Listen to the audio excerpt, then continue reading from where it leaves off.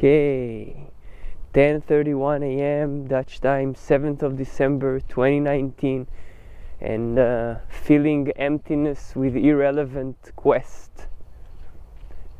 Feeling emptiness with irrelevant question. Yes. So are you ready to see what comes as we,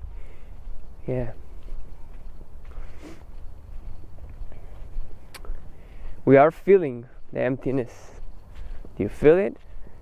And we are feeling the emptiness with our quest. And there's you walk with me this morning path Via de la Arnhem.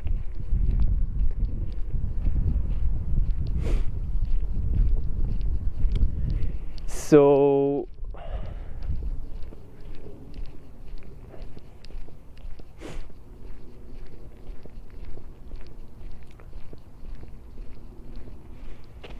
my thought actually started moving,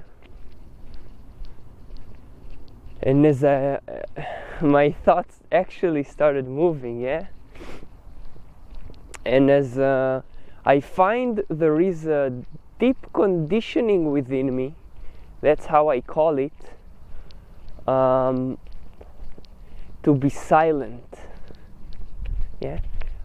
Now, before I perhaps go to the three awareness center, and one of the awareness centers, and one is a potential, since it's a motor.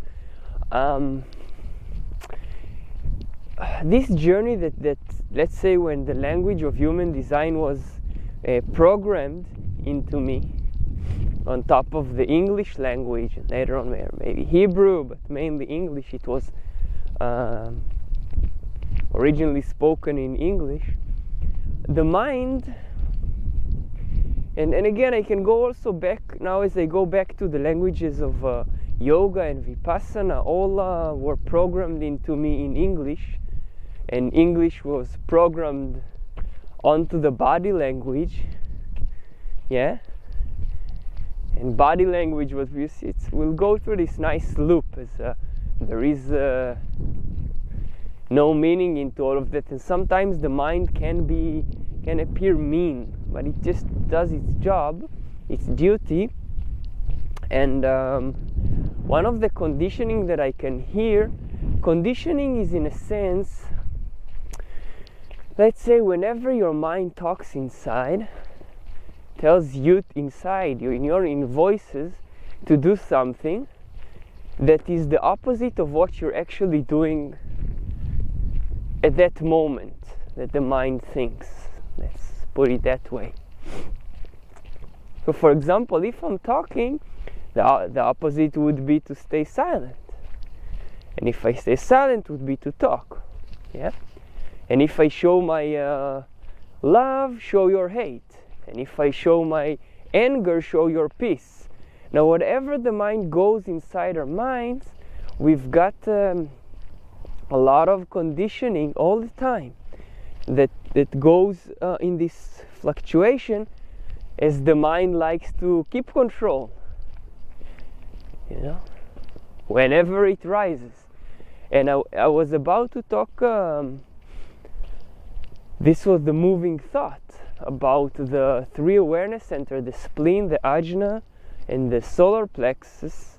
So they're related to different kind of fears, 20 kind of fears, but also different time frames.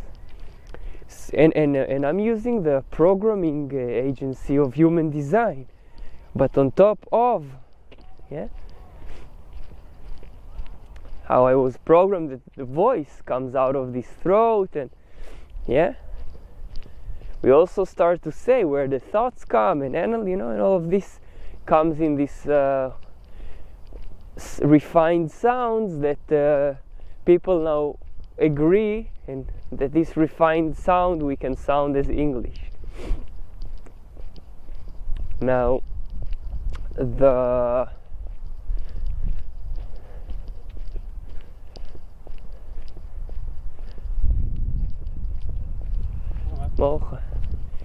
the core of all of this,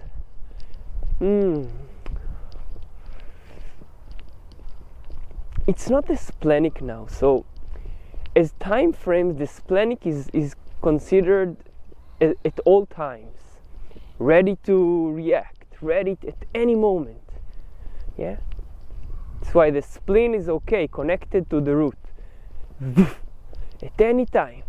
You know, something's happening, ready to react, at any time. There need to be the cleanliness of awareness, but so the spleen has its clean awareness because it's not a motor. Yeah, let's call it clean, and I'll compare to the solar plexus when I arrive there, and just to imagine.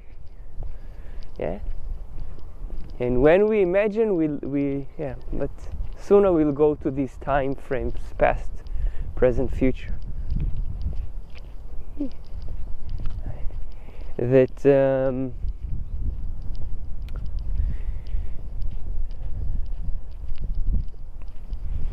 so the spleen is considered at all times.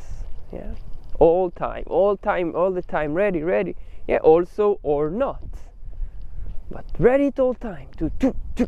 Yeah. Now, and related to our survival mechanism, you know. And no words in that. It's like, yeah. Now the ajna, and the spleen is related to really basic survival fears: tribal, collective, individual, and integration. The basis of a human being, an individual that survives on his own when he walks in the forest, and yeah. It's a different group survival than as in the as in the solar plexus. Yeah, social survival. Now so the spleen is when you walk on your own on the street, you walk on your own on the forest. You know you are alert. Yeah, and or not. Yeah. Depends on what the messages the spleen gives you in the now. Yeah. Fight, you know, the sympathetic, parasympathetic, you know, you chill down. Okay. The ajna and the spleen is about, again, basic fears. Goedemorgen. Now the spleen it measures all the time the risk to your immune system. Doesn't matter. I'm not going if you're defined or undefined. Yeah. And the ajna is in the time frame. It's about anxieties, and in the time frame it's about periodic. And connects to a different kind of memory. Yeah, they're all connected to in a way, except again, solar plexus is kind of something different. It has a, I don't know if to call it a different memory capacity. I may bring my theory as I will hear it coming out now. And but the ajna is a periodic. It's something that you know, it repeats its thing.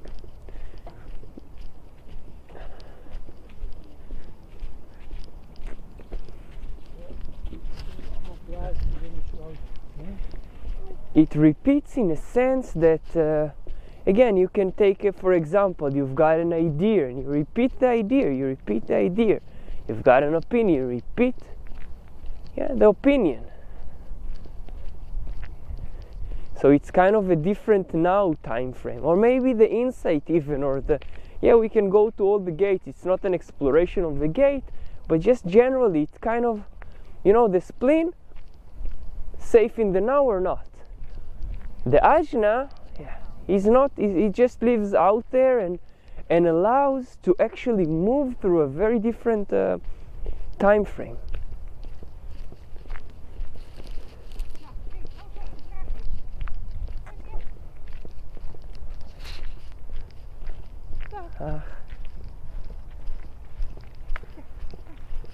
So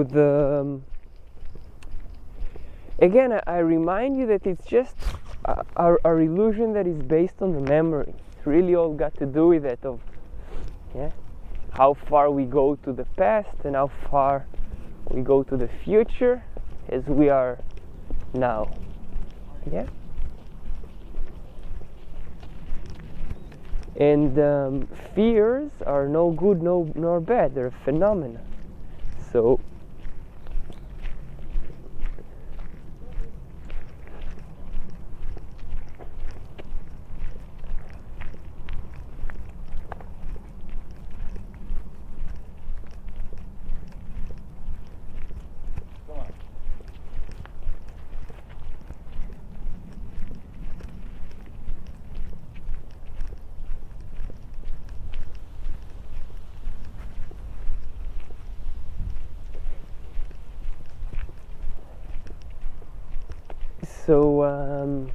yeah, I can give you actually for a moment. I like to give experiences from times really my daily life and in the moment. So as I walk on my own, even what I talk has a certain quality.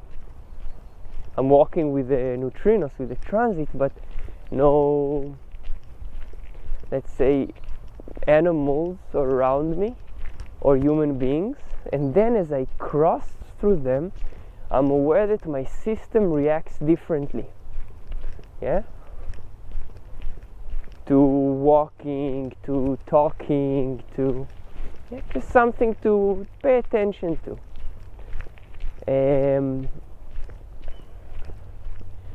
That happens as I walk, and I don't walk all the time on my own. And I'm talking about the spleen.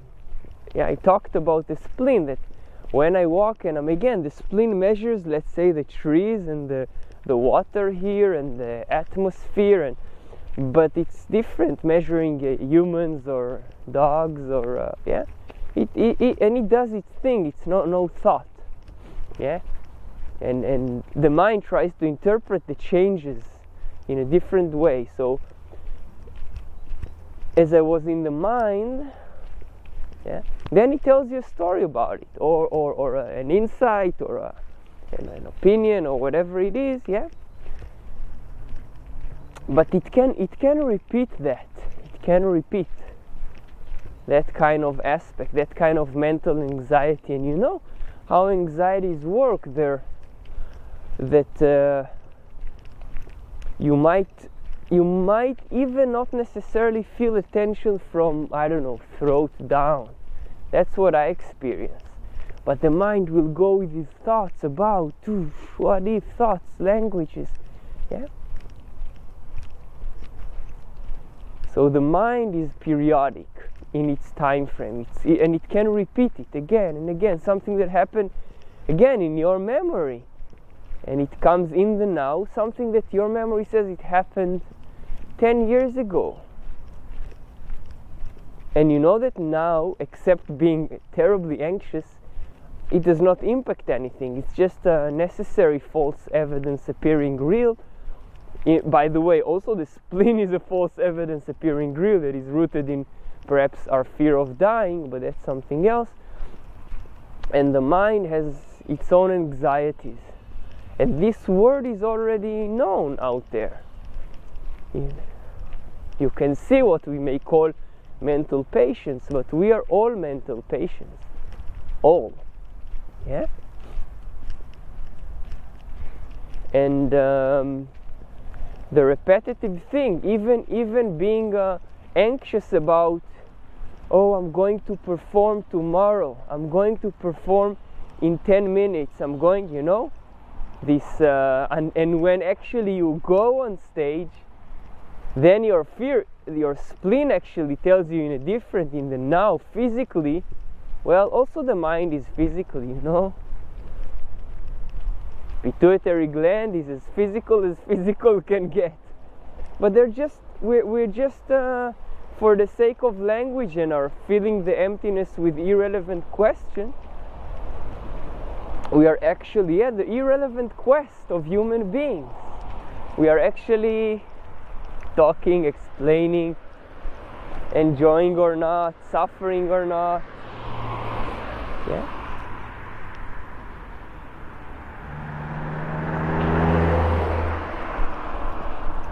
And again, I started talking about the sympathetic and parasympathetic mind. There in all of these systems there is sympathetic and parasympathetic systems in the spleen, in the mind, and in the solar plexus, all of them. And I'll leave that to you to explore. Yeah.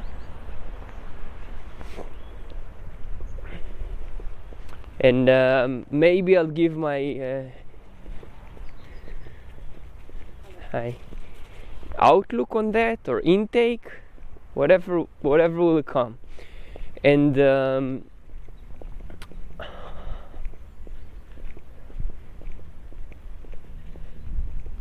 so the mind, the ajna center, yeah, that its common language is the mind's language. It's not.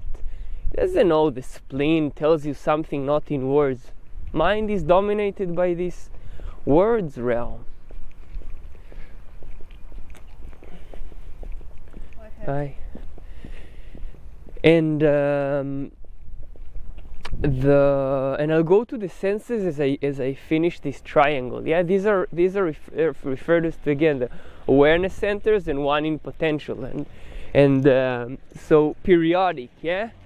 The memory that can, the image that can haunt you and return and repeat, and or the you know that in a certain moment, woof, you go and you think about the test tomorrow, and then the test exists in your mind, in your anxiety system, and your pituitary gland is activated, and it's been investigated and described for the psychosomatic diseases, and if you and as I'll describe, because we are attempting to describe physical reality, but it doesn't matter that you try to explain someone about physical reality because you're looking from your physical reality, you see.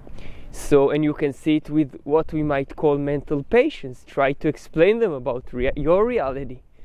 Yeah, you have to be homogenized in order, not good or bad, You have to be in a certain level where the what I call the parasympathetic mind, parasympathetic ajna system, is agreeing at a certain level. So I can talk to you about the road I'm walking, and we'll agree on that. Yeah, and try to bring what might be referred as common sense to someone who, at the moment where you go on a road and a car rushes by at 150 kilometers per hour, and you jump, freeze in that millisecond or something. Try to explain about physical reality as all your system is tensed up. Whether and we can go and dissect the ATM system, ATM it's called ATP. Sorry, how also described that the body operates in a fight, flight, freeze mode, and that suddenly you in a really dangerous situation to the splenic system, that you suddenly got powers you didn't know where, as you running away from a lion in the middle of the street. And if you've read Robert Pirsig's works, Zen and the Art of Motorcycle Maintenance, and the second, Layla, Inquiry into Morals, he's got interesting points there, and again there are many. May it be a Freud or Jung, and again not all of them I went into and explored. But these systems, this understanding about the phenomena exist, whether through Buddhist monks and Buddha investigating that by observing microcosmos internally and discerning about the macrocosmos, or scientists, as more we approach the Western science, and let's say the Eastern macrocosmos, and from the macrocosmos applying on the microcosmos, one and the same. And so these anxieties Robert Pirsig is describing as one phenomena in Lila, or Lila, Lila, that there is a woman considered by most humans a bit crazy, this female. And also in the book, the character is being described as seeing reality differently, actually, that's what the meaning a bit crazy, seeing reality different from other beings or from the homogenized standards. And when seeing reality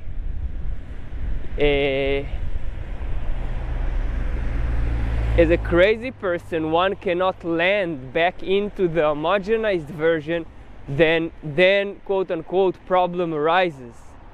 Not when you actually by or with others, you because we all see reality in a crazy way, but very few are the mental institutions are full of people who are just putting that out,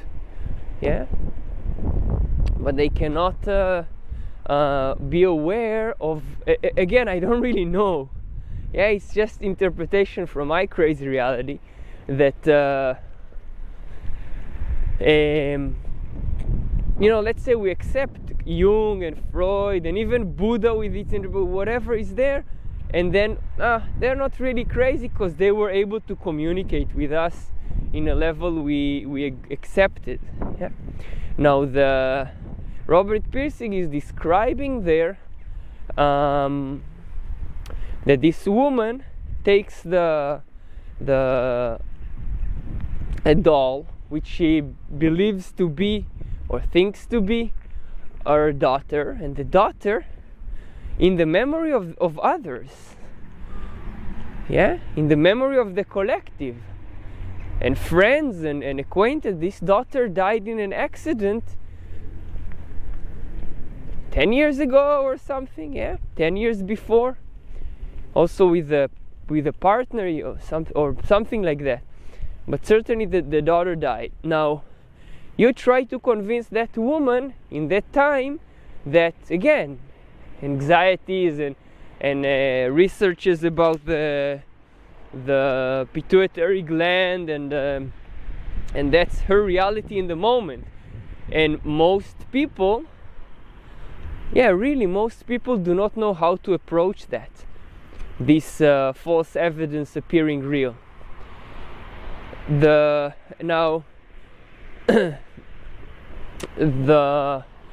challenge, well, I won't go into that. I see where my thoughts, I can sense where it goes, but and this in the story, which it's written in a book, and you might say, oh, maybe it's fiction, it didn't happen. And that's what actually also Robert Pirsig is exploring, and other people are exploring the limited view of, and it's interesting how he described the limited view of reality that we have. And for actually quote unquote common sense, we try to keep it as homogenized as possible, and again the esoteric, so it's what's on the sides of society is being pushed aside. They are the one who they are the one who are standardizing the exoteric, what's in the middle, you know. And not everybody is willing to live in the esoteric, on the sides of society, you know. And not everybody is capable of that. Not everybody is capable of living in the exoteric, you know, in the mainstream. Now this Ajna, and as there Robert Pirsig is describing his friend, they come on a boat, they're about to sail on a trip, and he was in mental institution, so he writes in the book how he really understands the lack of understanding of society towards people which they define crazy, because you try to talk, first you label someone crazy,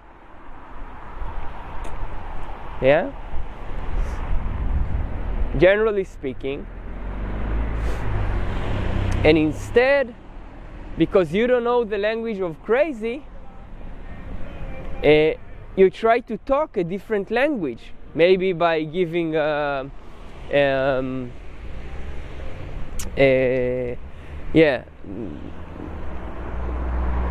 shock treatments, or this pill or the other. Now there's a lot of chemistry to try to balance a crazy thought into normalcy. Again, not to suggest good or bad. I don't know. I don't touch that yet. For me, I saw that it was I was able to help people on that state, but if I accept reality as it is and bear patience with it, and in this book Robert Pirsig is describing interestingly how he invited this woman, and again friends have warned him and because she still holds to a reality which does not fit with, and that she's unpredictable and all of that. And as she goes to the boat, she's on in one of the rooms. I don't know how you call a room in a boat, and a friend decides to join as well. And Robert Pirsig in this book is on the deck or something, or and he hears shouting, and the friend is coming out bleeding, and she's crazy, she cut me. And Robert Pirsig rushes again. I don't know the name of the character in the book, but I'll call him Robert Pirsig for that. The main character goes down to this cabin, and he sees that the woman holds a knife in one hand, and there's blood there. And the baby, the doll, is the head is separated from the body. And again, what he talks, he realizes, that this man, the friend of the other character, tried to break what he thought the illusion of that woman. Now, it's dangerous to break through illusions of people. You can see it with people in the exoteric, in the mainstream. Just try to break their illusion and they'll fight you. But also with the people in the esoteric. It's about when you're aware, you know how to approach anything. Because once you realize you're neither exoteric, you're neither esoteric, you're not mainstream, you're not side stream, you're just an observer, you really play the game that reality is bringing to you at that moment, or illusion, whatever is played at that moment. And that's challenging, because I am as well caught in how I perceive reality. And in my reality, you perceive reality differently, and we try to create always a common language. That's where anxiety comes from. That's the part of the mind. We repeat, we go to schools, we repeat languages and sounds, and we do whatever we can to create a language that will allow us to talk to one another, so we could understand one another, so we can reduce the level of anxiety. And in this book, it's described very interestingly. What happens when you try to show a crazy person the reality you think is your reality. And he explained it very, very interestingly. I got this book as a present from a friend, and so that was kind of a, I don't know if a sidetrack or a main track on the ajna.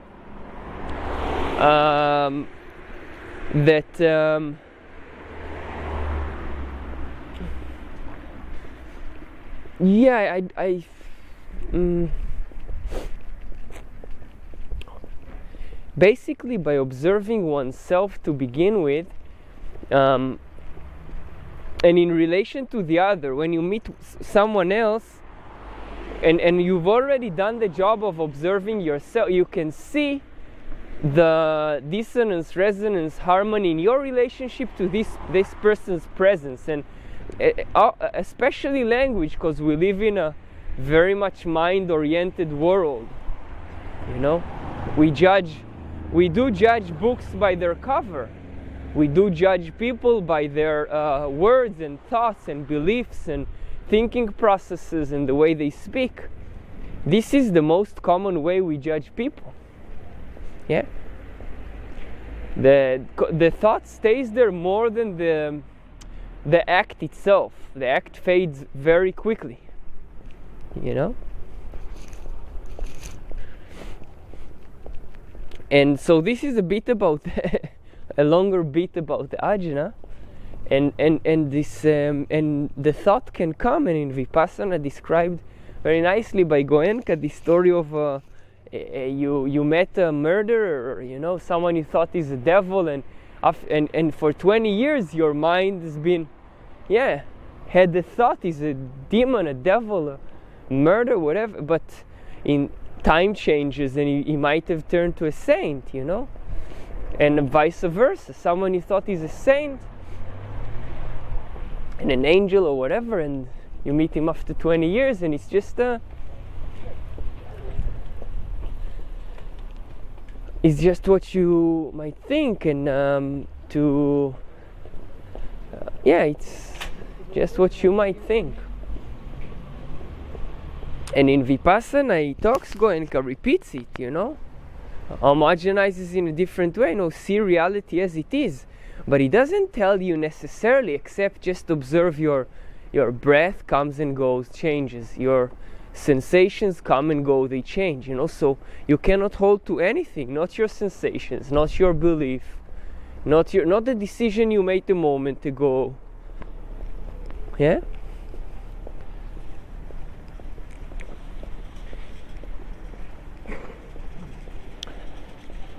And since I'm exploring the human design programming, so I see where it leads me to what I interpret as reality of an observer through strategy, inner authority, and the rest of I see and discern what he does, but I don't know where my leads me.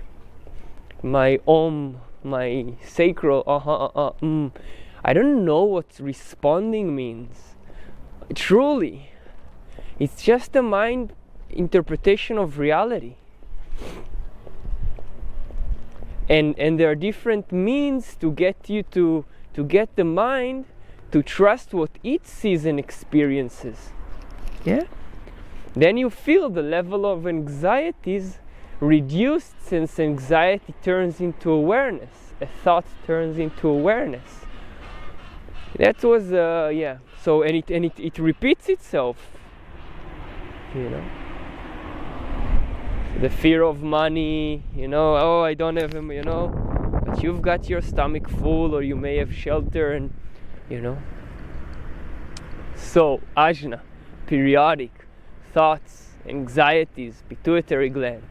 And as I move to the solar plexus center, which is described, because we are just breaking down systems here, you know. I hear some people, even in the human design, let's say the ones who are exploring the programming of the human design language, it's just a language.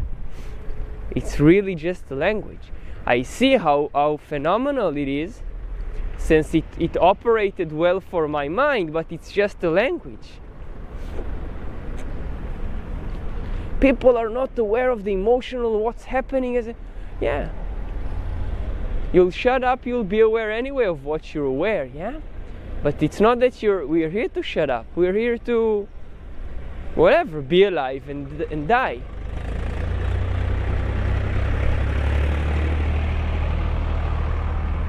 That is one of the axioms that also these people are challenging. But generally we are born to life and we die.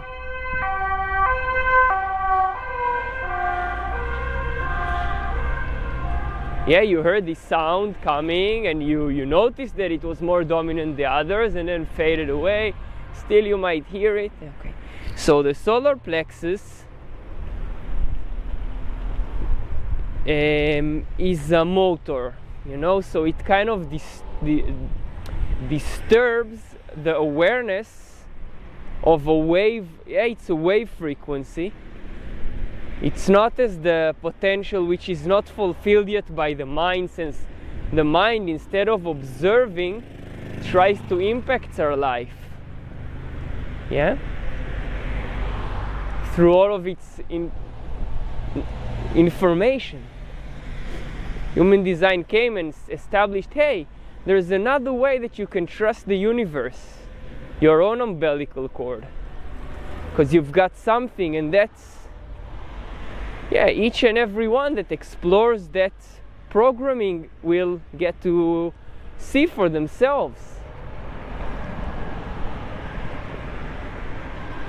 And we are just feeling emptiness with irrelevant question. You see? We are just feeling, because we have to do something in our lives. Meaningless, meaningful. One thing you'll name meaning, other person meaningless, and vice versa. One thing you'll call cold and the other hot. So in the solar plexus is described to be as a wave, and actually in the seventh center chakras, again, some of the things that are, it's actually separated spleen from the solar plexus. Haven't gone into the 7 chakra system. Yes, we're, I'm transmitting to you an accident. Yeah, there's an accident, and the police and action and Venus and the fighting and all of this. And okay, back to track, back to feeling emptiness with irrelevant question. So the solar plexus being described by a person who was open emotionally, Robert Allen Krakover, and laid out a fantastic explanation by taking in for 35 years, yeah, maybe 38. He had the experience of the voice, Raoul, at 1987.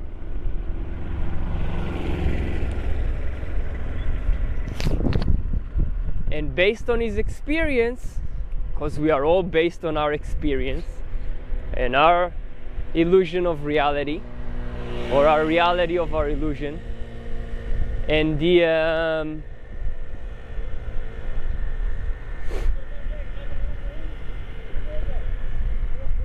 yeah, I'm so much enjoying. Yeah, I have kind of quote-unquote side tracks, but they're the main tracks.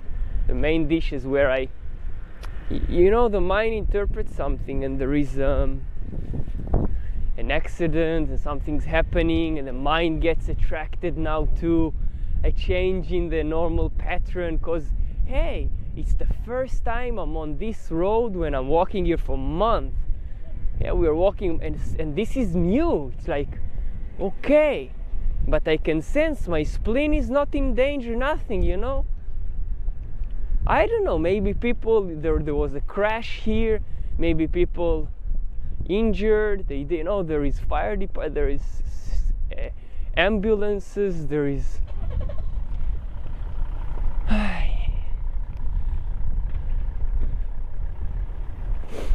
in a way we are yearning for these changes. And then we try, but okay, for the next time, let's learn how we can prevent this accident. Maybe some of the people are upset that they're, the road is blocked.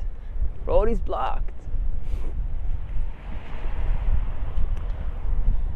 And I see, like I told you, that events in the reality, they change what I talk about as I move along. And now the wind even, let's see how this will impact.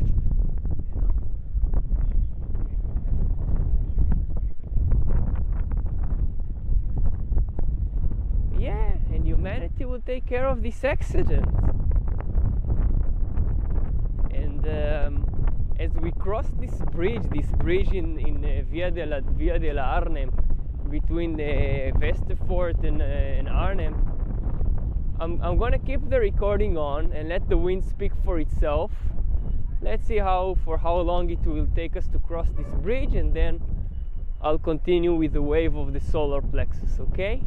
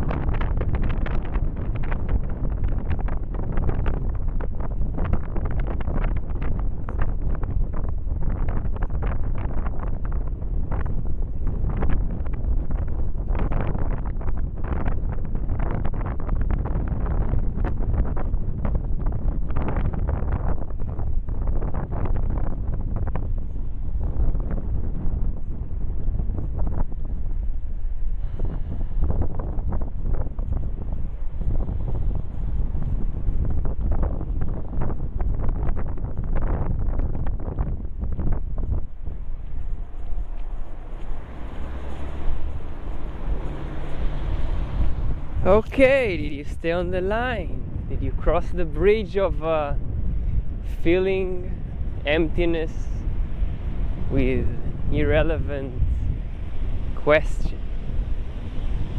Okay, ready to continue on the quest for relevant emptiness being felt, filled in the field. Okay. Before I continue, one thing I'll say is that as I continue with the awareness centers and the fears and all of that,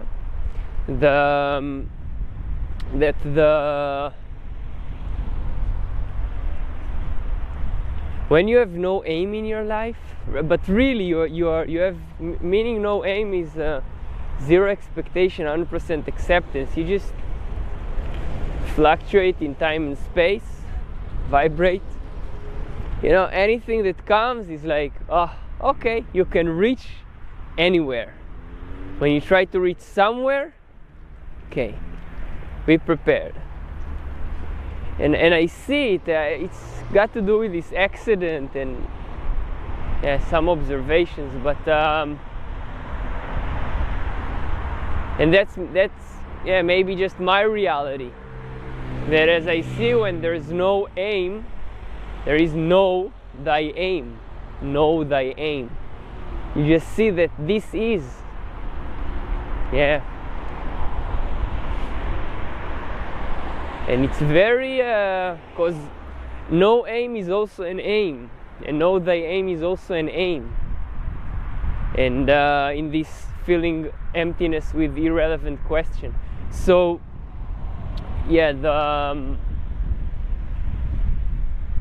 that's interesting. Got to do to the 35 and this nice gate, and now in the transit in the sun earth, and this change come to all, said the leaf to the earth, and your time to fall will come as well. Something like that the leaf said to the earth. It seems so stable. Yes, but the leaf knows about reality as much as the earth knows about reality. The bubble knows about reality as much as the bath knows about reality. Yes, fantastic leaf and earth perspectives. So, emotional center, the solar plexus, nervousness, not anxieties. And how mind tries to interpret nervousness. That have it a tendency of accumulation. It's like, try to speak to someone when they're angry. Yes. Again, it's all rooted in the mind and speaking. When I say try to speak to someone. Okay, we'll wait for the traffic light also to change before we continue, okay?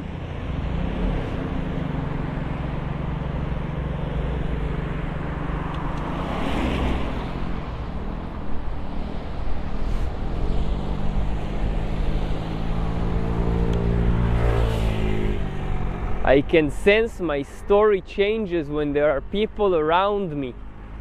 Really changes my whole system. So sometimes I bear the waiting, or maybe I tiger the waiting. So the nervousness. So in the spleen, try to put, we say common sense in words. It's common sense. Try to talk to someone who has basic fears. In the moment, he's bleeding and all the blood is or try to put common sense mind, spoken words to someone who's anxious about the illusion of reality or the reality of illusion. And I also try to speak to someone when they're angry, or when the nervous system, this nervousness, is on its high of the wave. Also, by the way, when it's maybe on the low, maybe anger is the high, and the pain, the pleasure is the low. We can reverse that order. Even when they're like, life is so beautiful, and I'm so, not in words but in sensation. Just don't speak to me. Just let me enjoy the sunset. Both ways. Just let me take in life on the wave as they are. Yeah? Both waves, up and down, up and down. So either when angry or when completely at peace. But again, the not in the imbalance in between. And the mind looks to speak. But when things are all so good, yeah, I don't know if to attribute that to the orgasm, for instance, you know.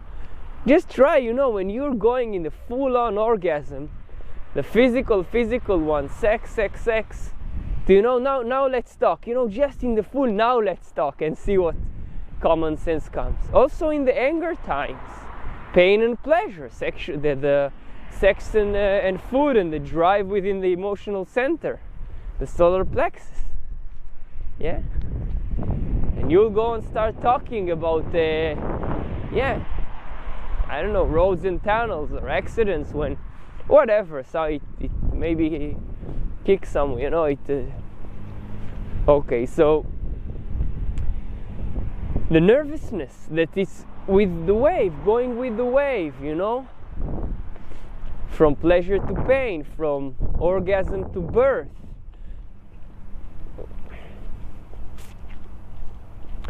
And here it's really the wave that so challenging for the mind to handle, because that is twice as powerful than the mind. It may be even 10 times. You know, you cannot really measure that, but it's more dominant. Yeah?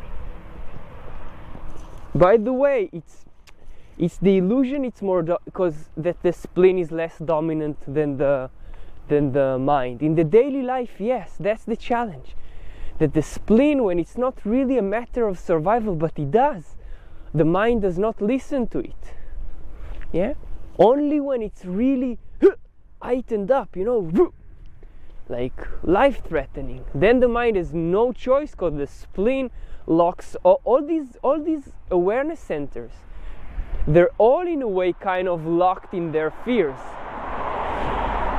It doesn't matter that the spleen might be relaxed with survival, the mind might be anxious and tensed, and the nervous system is relaxed. You know, it's an interplay between these. As we break them down, you know, you can fold all of these centers together and they're one and the same.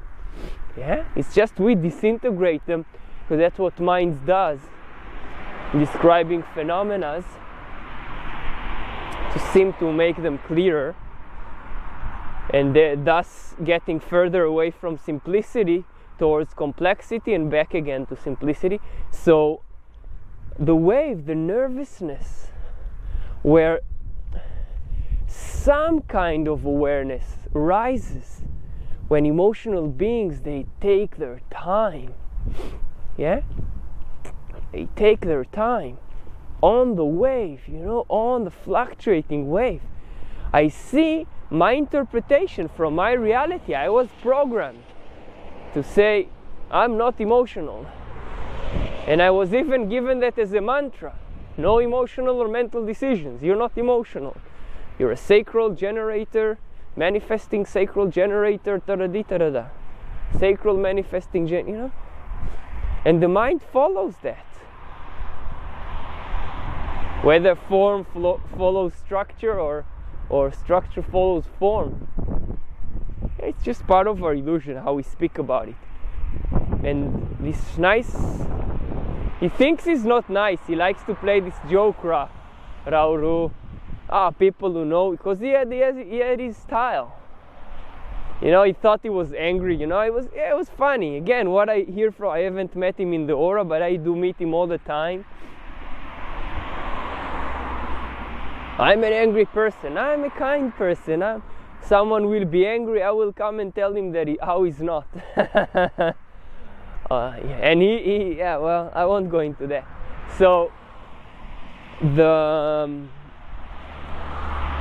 nervousness and the wave and the time frame that is really over time, and Raoul brought that in interpreting as when the mind, that's my interpretation of when the mind thinks or believes or maybe even says I know, it has a decision to make. Just program that. Because it's only the mind that whether has this thought, this anxiousness about a decision to make. So the system was being programmed, and the voice told its thing, and you respond, or you inform, or you wait for the invitation. You'll see how it operates. You'll see how it operates also if you just observe your breath and your sensations. I'm just continuing on, and was programmed through Vipassana and yoga and IT and human design, and it's just so for working for me. So I bring that to others so they can test all of that.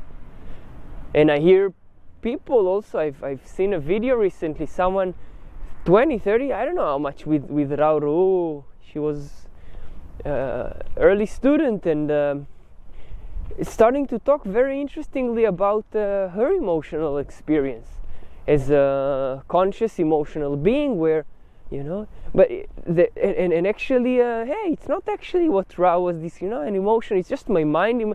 Interesting, but I don't know. It's just what we program one another. Yeah. And everybody tries their own reality, and cannot go wrong with that, you know. It's the mind worried about the consequences, anxious about the consequences in periodically. Oh, what if I, irrelevant quest.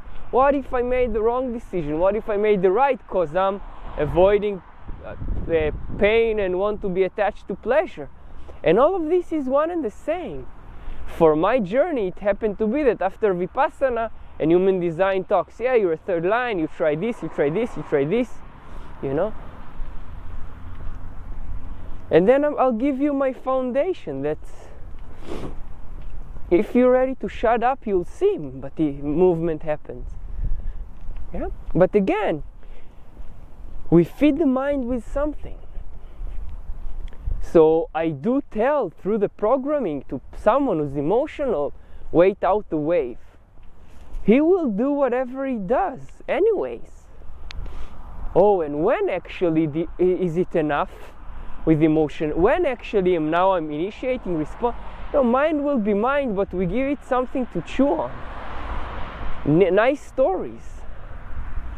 In order to, feel emptiness with irrelevant question. Part what Ra did, 61st gate, open head, taking inspiration, all of these 35 years, assembling it, and assimilating it, and speaking that for 20 years to get some people to chew on something. And again, it seems so real. It's like, 5-1, that's the thing, 1-3, that's the thing. We are funny programming and creatures. We have been programmed, and we know how to program.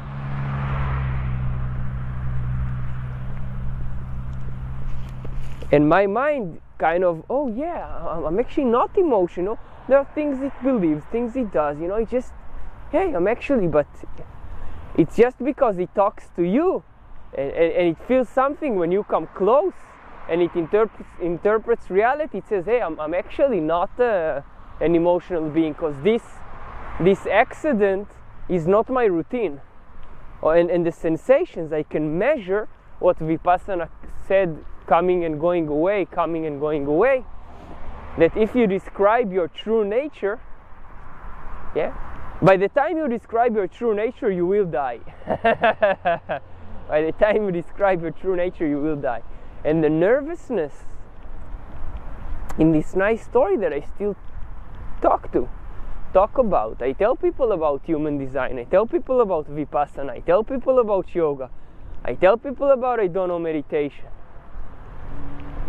And again, we are a creature that is full of fears.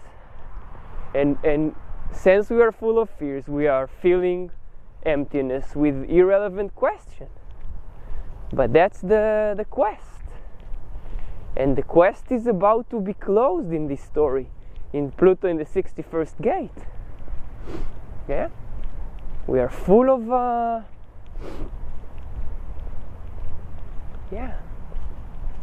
quests, mental quests. And we have described our reality to the minutiae. And again, it's not just this wave of it's simple, complex, simple. It's being reduced to a pimple. Yeah?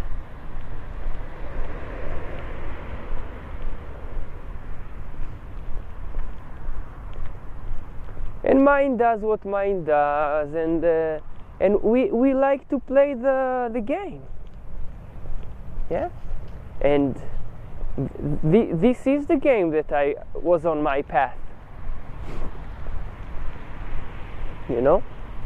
I'm already conditioned to call the sensation in my fingers cold.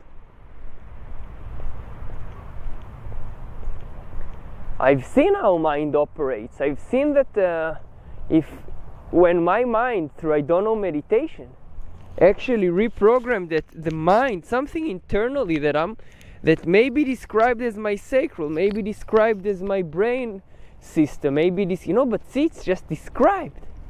It's not it is the reality as much as it is the illusion. My process is to keep this funny game going on, filling emptiness with irrelevant question, where the question is the answer is the expression, and the expression is the answer is the question. Yeah? And you might say, hey, the question is actually when you're, what time is it? Because you sense the tone, Ma'asha'ah. You sense that the movement of the tone, of the voice, the intonation, inclines, it's open and it's not closed. And 10:30. The intonation tells you that it's closed. I'm not further asking you anything. And there are people who are questing, and people who are answering and expressing. And why do I say all of this? I don't know. Why do I say all of this? Zed. Why do I say all of this?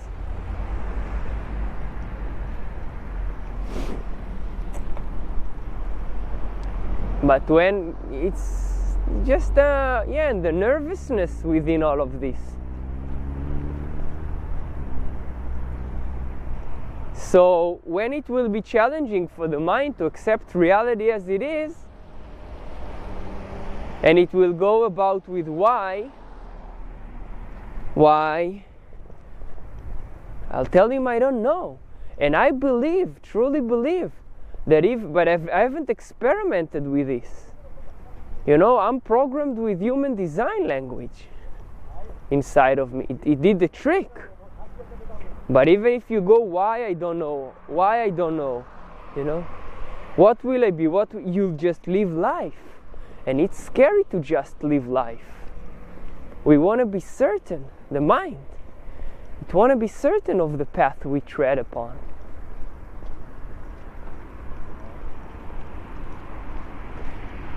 And like any product, we've got cereal boxes. Let's take the cereal box for example. And we change the package every now and then. And inside of you anyway, you know that something is happening. Maybe they'll come after me, people who actually experiment, because I see they're not asking for the human design. They don't want, to trust time and date of birth. They don't want, this? Really? So I give them I don't know meditation. You go and try. You just try. You don't need to trust any time and date of birth. If you want, I'm here. I'll tell you about your type and strategy and inner authority. Might be faster, might be quicker, slower, I don't know, more fun, more challenging. So why? I don't know. And where? I don't know. And you see that the mind is trying to fill emptiness with irrelevant questions. And there will come the people who will try I don't know meditation. And there will come the people who will say, let's leave even all of this. The quest is over. No question, no answers. Let's just shut up, all of us. And then we'll see that we're no longer human species. We identify our human species by the refined sounds we make and we call language. Yeah? Then all collapses. I told you in the beginning, you can fold the three centers all together and that's it. But okay, for the sake of, because you still are in a quest and you want answers or something, let's open it. Okay, three centers. Basic fears in the now, in this, survival for the spleen, and the anxieties periodical over time. So periodical, it means it cannot occur, and then it spikes, it's there, and then it's gone, and then it's gone, and and the nervousness of the emotional is in a wave. But we are creating all of this time. That's the part of the law of the fractal. You zoom in into the spleen, you see wave. You zoom in into the ajna, you see wave. You zoom into the emotional center, you see wave. You zoom in, maybe you zoom out of the emotional center, you see a dot. You zoom to, you look at the ajna, you see a dot. And the spleen. Now, it's not to incline that I'm not using this program. I still see what it does, how it allows the mind to be attached to something and blame that and trust it. No, don't blame the mind. It's just my strategy in inner authority. I was just responding, and I responded aha, so blame the aha. Because mind is looking for something to blame for its pain and pleasure. And if you go to a Vipassana, you see 10 days, you see that there's nobody to blame, but then you go out to your life and you blame somebody for your pain and you give them credit for the pleasure. That's the root of the solar plexus, you see? The root of the personal, and actually it's a fun story, this, because it's a fun story. Now, I trust that when people will start, meditation, they will discover what they need, because it's not enough. We always look for different products, branding it differently, but it's not. It's all one and the same. Tao said, I don't know. But it's you hear, I don't know. It's your sound. You hear and you interpret the sound, I don't know. But if you take out the don't, it's no. Or if you change, I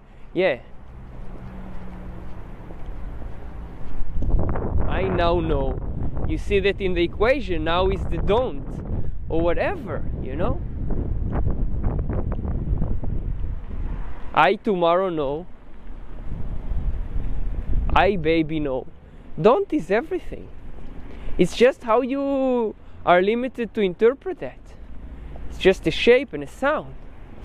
Also I and no. So just enjoy the play around in life, even if you don't, because it's not up to you anyway. And maybe next time, as I do elaborate, I do for the sake of the elaboration, talk about use human design in the programming to see. You see, I speak that spleen, ajna, solar plexus. I speak about the time there, but time is also the illusion of, because the mind is like, hey, there is a decision, and I know that over time, because you're still attached to something. You'll come and tell me, no, you don't understand, you're not emotional, you don't understand emotionality. Of course, I don't understand even the person who actually was born on the same second, minute, millisecond, and I meet him. He has his own reality. So we can play this nice uniqueness homogenization game, because that's what we do. That's what minds do when feeling the emptiness with irrelevant question. And if you look at the progression from the awareness centers, so 55 and 22, so mainly the 55, well, maybe let's see if this is what my mind will like to end with.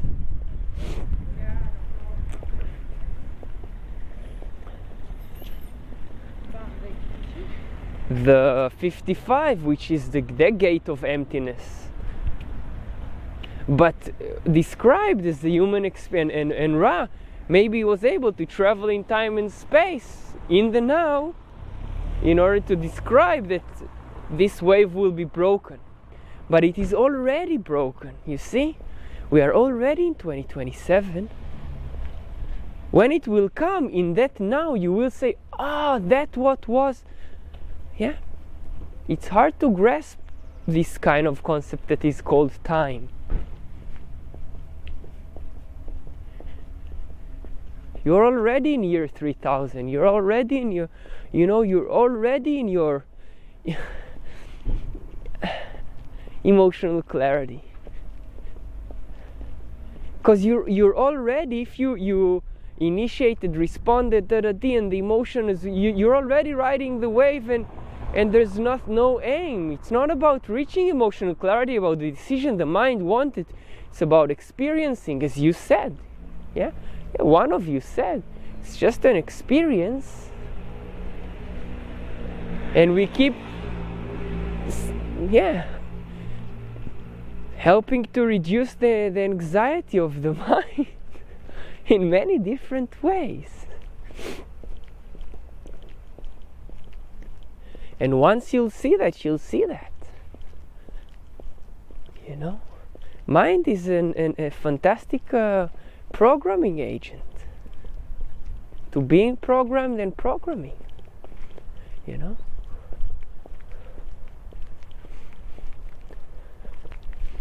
And as I walked one time in Tel Aviv, and I could hear the thought of silence breaks it all. But we're afraid also of that 22nd gate where we're heading, the fear of nobody to listen to. It's not listening to minds. No, it's heading to the 12. So we've been talking through again. I program you again with more stories.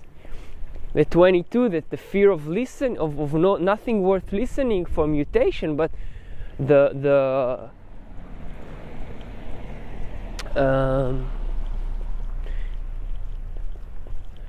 our evolutionary process towards the dropping of the larynx and what talks about language, and I don't know if it's just a story, history, mystery, and you go on about with lectures of Raoult and Osho and Ellen Watts and many others, and you do not know, and they're just and Baba Ramdas and many others, Muji and Sadhguru. They have their art of distraction, of giving you something to hold on to as things are happening, and we are that creature.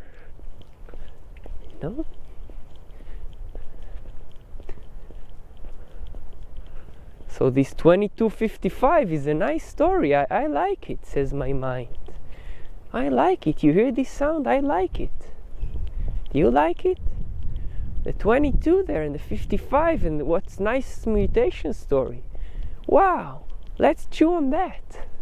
Let's live 2027 now. Let's live, I can talk to you about the spirit, the moods, and the sleeping phoenix. Nice stories.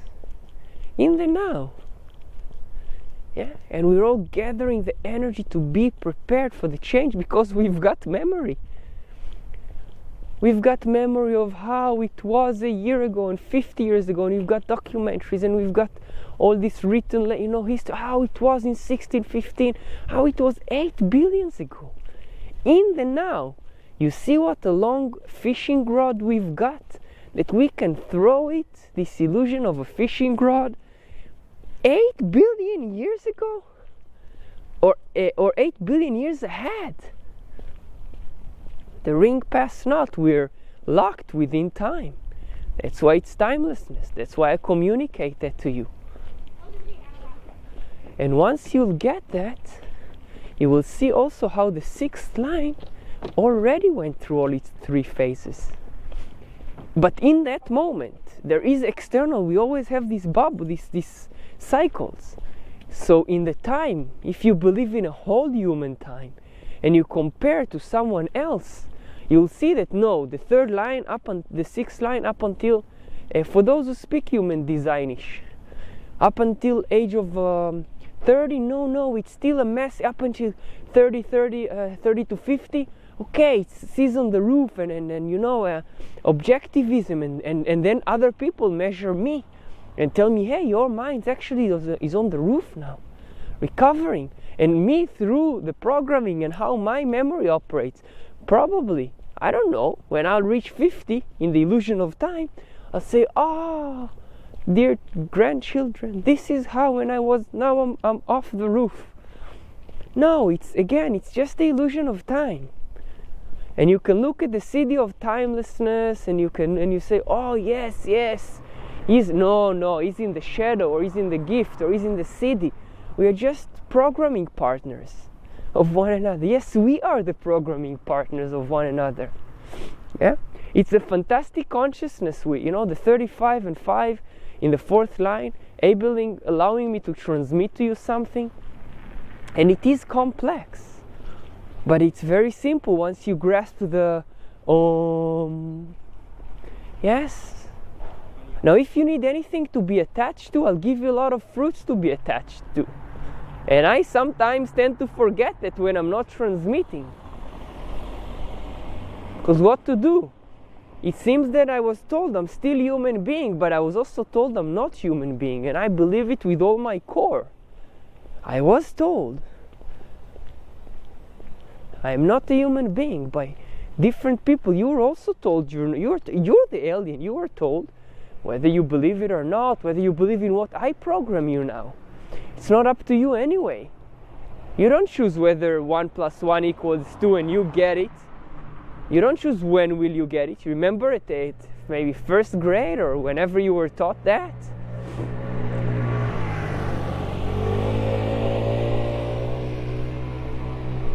So I'll keep distracting us along the way to feel emptiness with irrelevant question. And am I responding or initiating or responding or initiating, or I'll keep playing this game whenever my mind will measure resistance. Says, okay, let's go back to responding, because And whenever you as a manifestor will initiate, you'll go, okay, maybe not emotional enough, or maybe not splenic enough, not informing well enough. Let's refine the informing. Let's refine the art of informing. Let's refine the art of listening to the emotions. Well, things happen, yeah, in this universe. And it's funny. There'll come perhaps people after, the generation behind, and they say, hey, what the fuck were you talking about? Yeah. And once you get it, you have to realize this. Well, wow, this conditioning of my have to. It's a transference, don't you see? You're not about needs and have tos. You don't have to anything. I forget.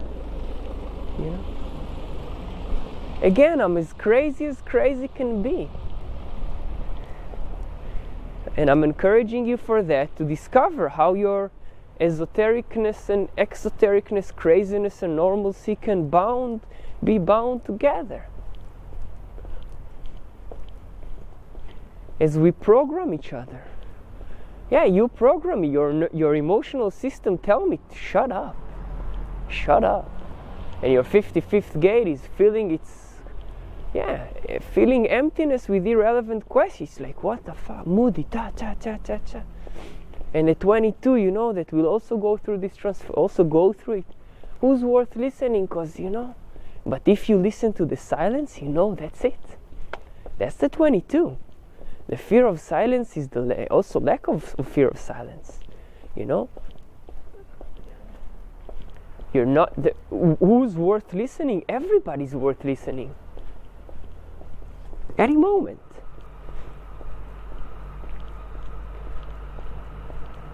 Again, also when you choose, or you seem to be in the illusion of that you choose, I don't listen to you, I'm not no, you're also listening, you see? You're always listening, you're always alive, you're always, when you say no to something, you say yes to something else. Yeah? And part of my task is to program or demonstrate beyond the limited capacity of minds to go from simple to complex to simple in this attachment-detachment game. And you, through your memory and experiences of this sound, measure that. Most of you are unable to meet that tabula rasa, like in you. You know, if you've heard this voice again, it's stayed in your cells. And you can see that no matter what you do, there is a mechanism inside of you that compares it to what you've actually experienced, but it's all just experience. You know? But it's an interesting human experience. So that was a little bit about really, that's for me a short version. You know, I wanted to talk to you. No, the spleen, the ajna, the solar plexus, and you go about your business, discovering, you know. You don't need to tell anybody when you are on your wave, emotional being, anything. Your emotionality tells that.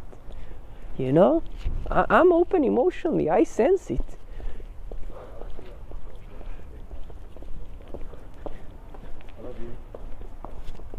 And I tell you, don't let your mind kind of fool you with you have to explain this or that, and now your emotions speak. My spleen speak. My sacral speaks. Let the mind do what mind does, you know. And if you just trust the universe, you see, you don't need to explain your emotions. You don't need to explain your anger. It's just how mind's operating. Yeah? Darling, my wave now is... Because you're afraid of the consequences. No. Live your emotionality. And see who is ready to live next to you as you are emotional as you are. No need to explain that. Again, I don't say no need. I don't want to be this dumb transfer to need. I'm a survival fear, you know. But in this perspective, just live yourself. You'll see that. You'll see that there comes it, you know. When I meet a baby and she's emotional and she doesn't talk to, you know, in words, she gives me her emotions full on. You know. We're still caught in explaining things that's my relative perspective. That's my crazy normalcy.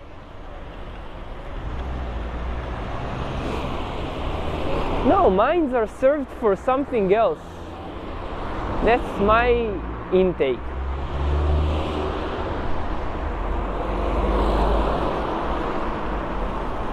And you deal with your emotions. And you'll see. You'll see who takes it personally and who doesn't. Yeah? And you'll see what it means to you when people take it personally or they don't. And again, you'll see what happens when you're angry and you take it on someone else. Emotional people. When you take the nervousness on someone else and you don't handle it on your own. And I'll see what happens when I bring my frustration to someone else, my blocked life force energy. Yeah? I'll get it back, amplified. But we are one big human tissue. We live all of that. And in a way, we are responsible for each other's karma, but again, individually. And then, let's say, collectively, tribally. So, I tell you, it's just another form of distraction. You can also just be silent with it and you'll see how everything collapses. And I'm a fan of King Solomon. Time to speak and time to be silent.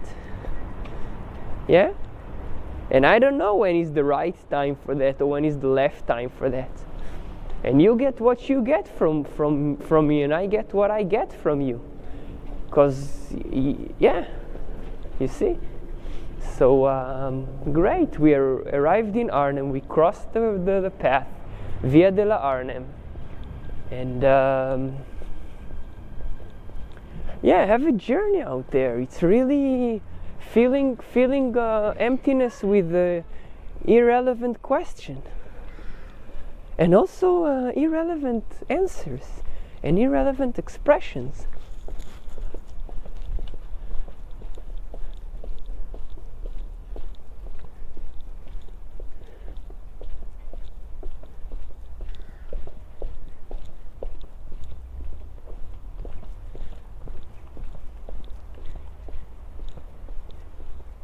And yeah,